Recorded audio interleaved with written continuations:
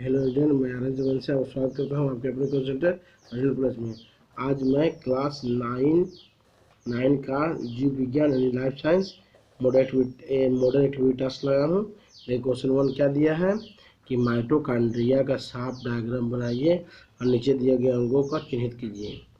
तो ये जो डायग्राम है, जो तस्वीर है, ये पेज 36 में दिया गया है। देखिए हम आपको दिखा भी दे रहे हैं बुक में। आप लोग जो बुक है उसमें पेज 36 में दिया गया। देखिए ये डायग्राम है माइटोकॉन्ड्रिया का।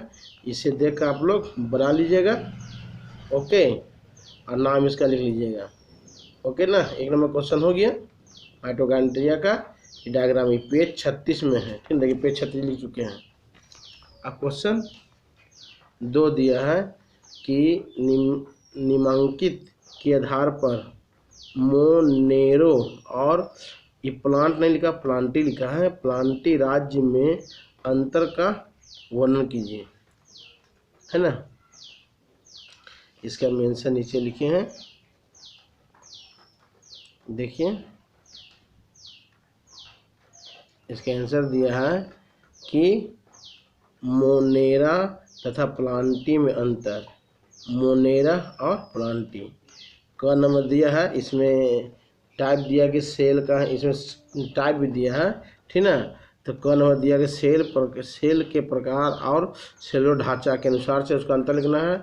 तो मोनेरा ये एक कोशिकीय है, ये बहुकोशिकीय है, ये प्रोकैरियोटिक होते हैं, ये यूकैरियोटिक होते हैं। इसमें केंद्रक अनुपस्थित रहता है, इसमें केंद्रक तथा लवक पाया जाता है, ठीक है। दूसरा देखिए, दूसरा है कि इकोसिस्टम की भूमिका। इसमें क्या दिया है, कई पारिस्थितिक तंत्रों में ये मुख्य डेकोम्पोजर है तथा मृत कार्बनिक पदार्थों को तोड़ता है। इसमें क्या दिखा है कि जंतु तथा उसके इकोसिस्टम को प्लांटी पोषण प्रदान करते हैं तथा मिट्टी के कटाव को नियंत्रित करते हैं, ओके। उसी में से क्वेश्चन था, देखिए उसी में क्वेश्चन था। क्वेश्चन क्या था कि शार्क वर्ग के जीवों की 3 चारित्रिक विशेषताएं लिखिए। तो यहाँ नीचे लिख चुके हैं, लिखे हैं, ठीक है। नीचे क्या दिया है, देखिए कि शार्क मत्स्य वर्ग से संबंध रखता है और इस वर्ग की विशेषताएं निम्न है। 1 नंबर दिया है कि जल में जीवन व्यतीत करने वाली मछलियों की त्वचा डर्मल सल्क से ढकी हो रहती है। प्रचलन अंग के रूप में पखना की उपस्थिति होती है तथा संवेदी अंग के रूप में पार्श्व रेखा की उपस्थिति होती है, ओके। फिर दिया क्वेश्चन 3, देख लीजिए। क्वेश्चन 3 क्या है कि स्यूडोसिलोम युक्त एक जीव का नाम लिखो और प्रजाति के वर्गीकरण की 2 विशेषताएं भी लिखो जो कि आर्थ्रोपोडा वर्गीकरण के साथ कॉकरोच को शामिल करने से संबंधित है। इसके नीचे हम इसका पीछे मेंशन लिख चुके हैं, और बारीकी से नोट कर लीजिएगा। किसी बार प्रॉब्लम हो कमेंट्स कीजिए, ठीक ना। देखिए क्या लिखा है,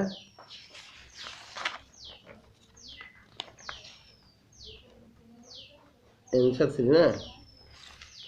देखिए ये जो आंसर था वो आंसर 2 के था, क्वेश्चन 2 का था कि ये ठंड रक्त वाला प्राणी होते हैं तथा ये पानी में अंडे देती है। ये आंसर 2 का था, ठीक ना। अब आंसर 3 देखिए क्या लिखा है कि स्यूडोसिलोम युक्त एक जीव का नाम एस्केरिस है, ठीक ना। यह जीव निमोटोडा फाइलम से संबंधित है, ठीक है। नेमाटोडा संघ को गोल कृमि भी कहते हैं। ये संघ की 2 विशेषताएं, ये जलीय, स्थलीय या परजीवी होते हैं तथा इस संघ के जंतुओं का शरीर अखंडित लंबे पतले धागे जैसे बेलनाकार होता है ना, होता है। 2 नंबर दिया कि इसमें कृत्रिम देह गुहा होती है और इनमें आहार नाल विकसित तथा मुख द्वार तथा गुद्दा भी उपस्थित होते हैं। ठीक है, उसी में कॉकरोच के बारे में लिखा आया था कि कॉकरोच को आर्थ्रोपोडा संघ में शामिल करने के निम्न कारण हैं।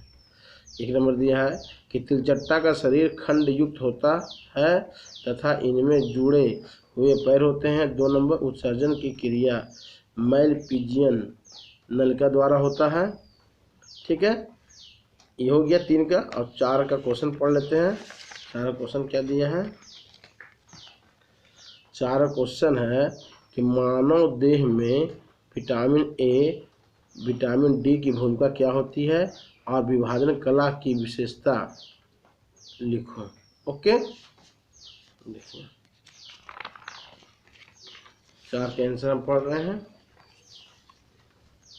देखिए 4 का आंसर है कि मानव देह में विटामिन ए की भूमिका। 1 नंबर विटामिन ए रोडिपिसिन के निर्माण में सहायक होता है। 2 नंबर यह रतौंधित त्वचा के रोगों से बचाता है। 3 दिया है, हाँ 2 तो दिया है, फिर दिया नीचे कि मानव देह में विटामिन डी की भूमिका। 1 नंबर दिया है कि यह हड्डी की समुचित वृद्धि के लिए तथा दांतों की वृद्धि के लिए आवश्यक है। ठीक ना, ओके। और 2 नंबर दिया कि यह रिकेट्स नामक बीमारी को बचाता है। फिर उसी में 2 नंबर क्वेश्चन था जुड़ा हुआ। ठीक ना, क्या था? देखिए विभाजन कला या मेरिस्टोमैटिक ऊतक की विशेषता। 1 नंबर दिया है कि मेरिस्टोमैटिक ऊतक मुख्य रूप से पौधे के वर्धी प्रदेश, जड़ व तना के शीर्ष भागों में पाए जाते हैं। 2 नंबर दिया है इनकी कोशिका में पूर्ण कोशिका द्रव्य तथा स्पष्ट केंद्रक पाया जाता है ना। ये गोल, बहुभुजी और अंडाकार तथा पतली दीवार वाली होती हैं। ओके। 4 नंबर दिया है कि इस ऊतक की कोशिकाओं में विभाजन करने की क्षमता होती है। ठीक ना मेरे प्यारे स्टूडेंट, यदि वीडियो आप अच्छी तरह से जो नोट कर लीजिएगा। ठीक ना, आप कमेंट जरूर कीजिएगा। Okay, thank you.